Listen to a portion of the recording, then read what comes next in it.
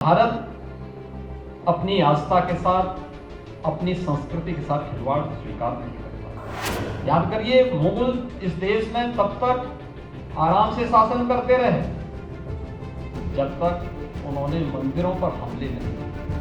मैंने सुना है कि औरंगजेब के वर्तमान पूर्वज कोलकाता में रिक्शा चलाने का काम कर रहे हैं। सांस्कृतिक योद्धाओं का काम आज के दिन पर इन सब गतिविधियों में कानून अपना काम करेगा। आप कानून को हाथ में मत लीजिए, आप पुलिस को सूचना दीजिए।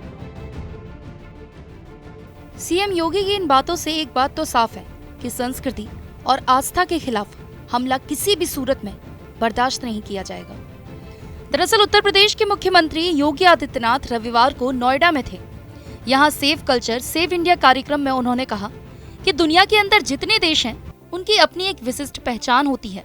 फ्रांस कला के लिए प्रसिद्ध है, ब्रिटेन का अलग है, भारत की भी अपनी अलग पहचान है। भारत ने मुगल और अंग्रेजों की गुलामी सही, लेकिन जैसे ही हमारी संस्कृति पर हमला हुआ 1957 में क्रांति हुई।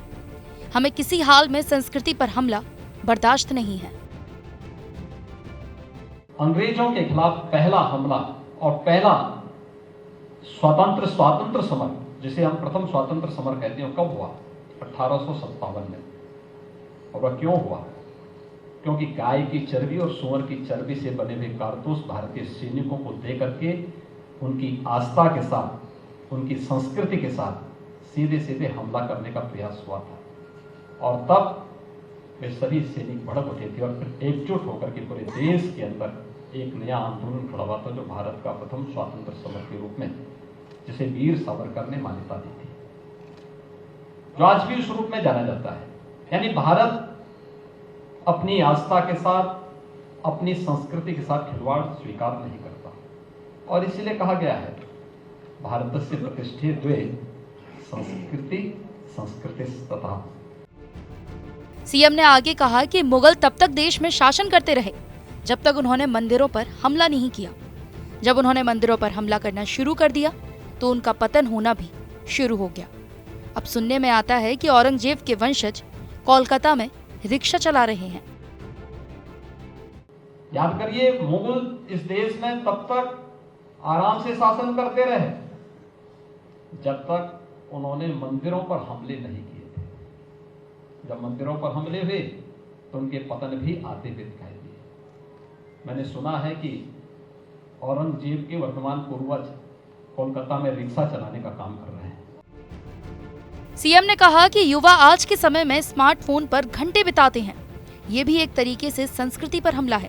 संस्कृति पर डिजिटल माध्यम से भी हमले हो रहे हैं। सीएम ने गाजियाबाद में ऑनलाइन गेमिंग के जरिए धर्मांतरण के मामले का भी जिक्र किया। एक आदमी आज के दिन पे अपने स्मार्टफोन का जो उपयोग करता है ना, लगभग अपने अमूल्य समय में से 6 से लेके 8 घंटे का समय वह इसमें खर्च कर देता है। एवरेज 6 से 8 घंटा। अगर इस 6 से 8 घंटे में अगर वह किसी अच्छे कार्य के साथ जुड़ा हुआ है तब तो ठीक बात है।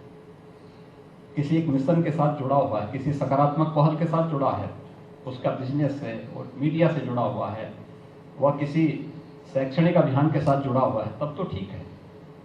लेकिन अगर उससे इतर वह केवल दिन भर अपने स्मार्टफोन के साथ ही अपना समय खर्च कर रहा है, तो मुझे लगता है कि ये भी समाज के साथ एक अन्याय है। यह सांस्कृतिक, हमारी संस्कृति पर जो हमला हुआ है, यह हमला हो रहा है, वह डिजिटल माध्यम से हो, वह किसी अन्य माध्यम से हो, उसके तौर तरीके बदले हैं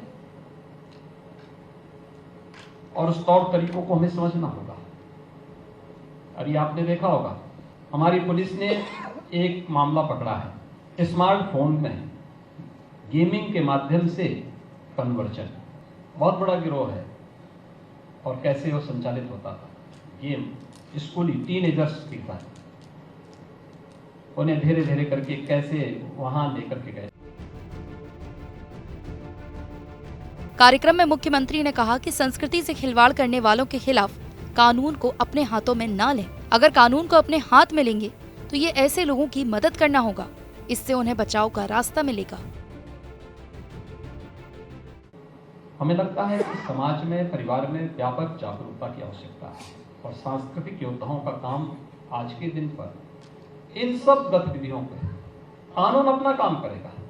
आप कानून को हाथ में मत दीजिए, आप पुलिस को सूचना दीजिए, लेकिन पुलिस की बात बाद में आती है। आपकी जिम्मेदारी उससे पहले परिवारों को बताना, समाज को जागरूक करना, सही और गलत के बारे में अवगत कराना, सत्य क्या है, उन सब बातों से उनको बताना।